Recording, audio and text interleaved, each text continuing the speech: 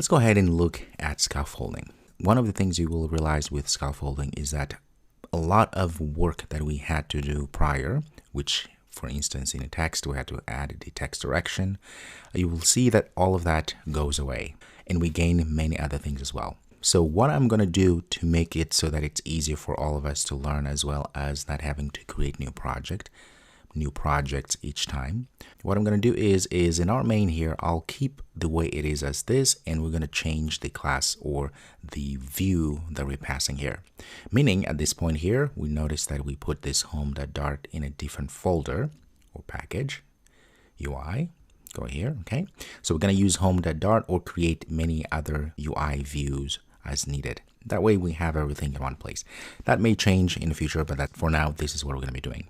So back to our home file, I am going to create another class. So I'm going to say STL. I want a stateless widget. And I'm going to call this Scaffold example, like this. And I'm going to go back to main here, and I'm going to call the Scaffold. Very good. So let's go back to home. Notice we are returning a container here, but instead we're going to return a scaffold object, okay, like this. And with scaffold, you can see there's a lot of things we can and sometimes we have to pass. This is really good because again, scaffold gives us a lot of other widgets, a lot of other properties that we can pass to get things done quicker. So in this case here, I'm going to go ahead and pass an app bar. I can go ahead and say app bar component I'm going to be passing, and inside of this component I can pass all sort of things. If I say A, notice we can pass actions, we can pass leading, we can pass shapes, elevation, all sort of things that we can pass. So the first thing I'm going to actually pass a title. So I'm going to say title, it takes in a text, and I'm going to say scaffold like this. And I can make it center if I want, say true. So if I want the title to be in the center. Now the cool thing is now that we have a scaffolding, if I save this, make sure that I have in my main, I'm calling scaffold like that. Let's go ahead and give it a run. We're going to have some problems here. The reason why we're having this problem simply is because in our main here, instead of doing this way, we actually need to do a different way. Copy this and create a new instance there. So in this case here, in our run app, we need to return a new material app like this. And then in the home property, that's when we are going to call the scaffold example as such. Okay, because we are returning a material app, which then in the home property, we pass the actual view. Save this and let's just give a quick run here. And when we do that, you can see now we have this nice app bar here, and the title is scaffold and it's centered. And you guessed it, I can actually say false to centered, and it's going to be to the left. Okay, very good. So the scaffold here, we've been working on our app bar. There is another property, which is the body property. This body property allows us to set up the body of the entire application. So anything else that is around the screen. So in this case here, I can go ahead and pass, for instance, a center for now, something like this, and pass child, and I can say text, hello again. If you save, you notice now it says hello again in the middle there. But look at how many things we're given. The other thing we can pass here is the background color. I can say colors, dot, and let's say amber accent as such. Save this, and there we go. You can see the color is showing there.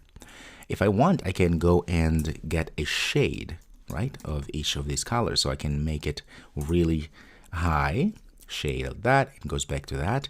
Or I can say shade, maybe something even higher.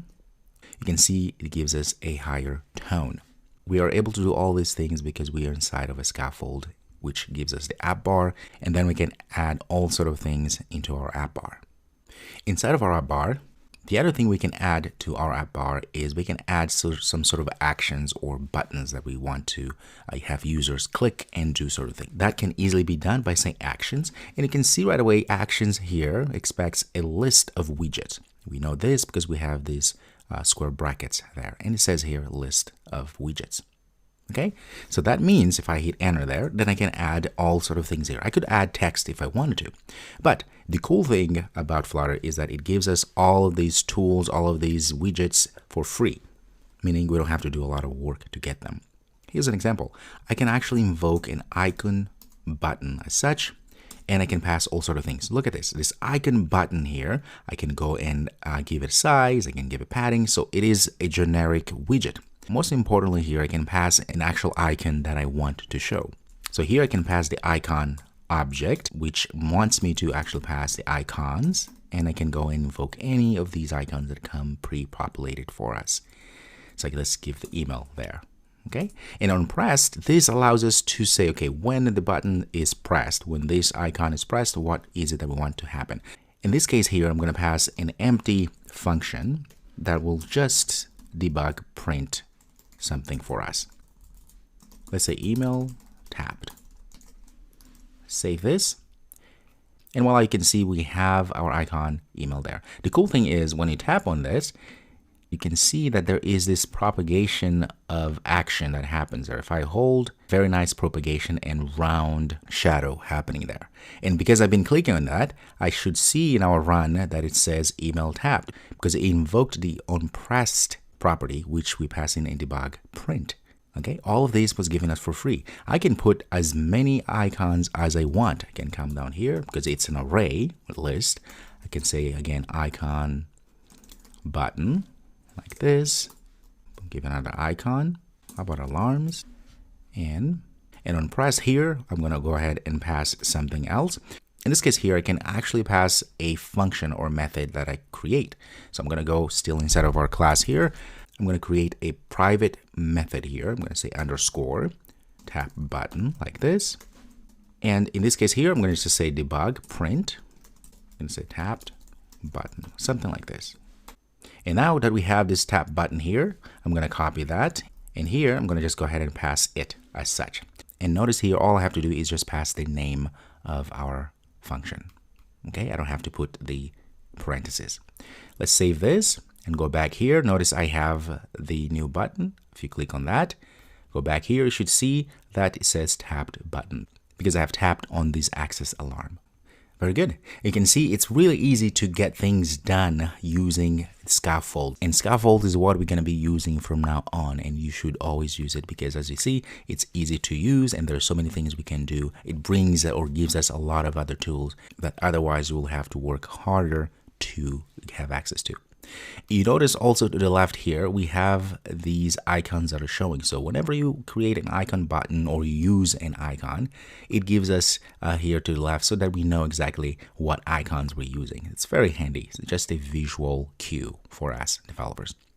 Very good. So what I want you to do is to, again, play around this concept. So see if you can add other different icons, perhaps other widgets here. Remember, this, it just says that we can pass any widget we want. We can pass text. We can even pass other complex widgets that we create, customize, and so forth. That's another beauty of Flutter because it allows us to do all sort of things declaratively.